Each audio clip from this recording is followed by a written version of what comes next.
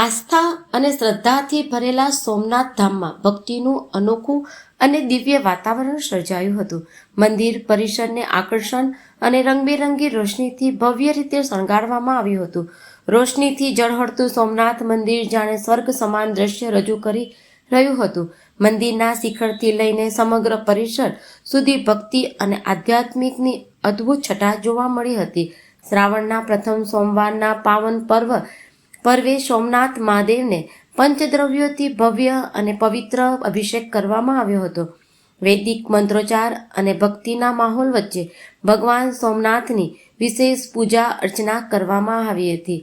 સવારથી જ સોમનાથ મંદિર પરિસર હર હર મહાદેવ બમ બમ બોલેના જયઘોષથી ગુંજી ઉઠ્યું હતું. દૂર દૂરથી આવેલા ભક્તોએ ભગવાન સોમનાથના પવિત્ર શિવલિંગના દર્શન કરી ધન્યતા અનુભવી હતી. પવિત્ર શ્રાવણ માસના પ્રથમ સોમવારે વિશ્વ પ્રસિદ્ધ સોમનાથ મહાદેવના દર્શન માટે હજારોની સંખ્યામાં શ્રદ્ધાળુઓ સોમનાથ ધામે ઉમટી પડ્યા હતા.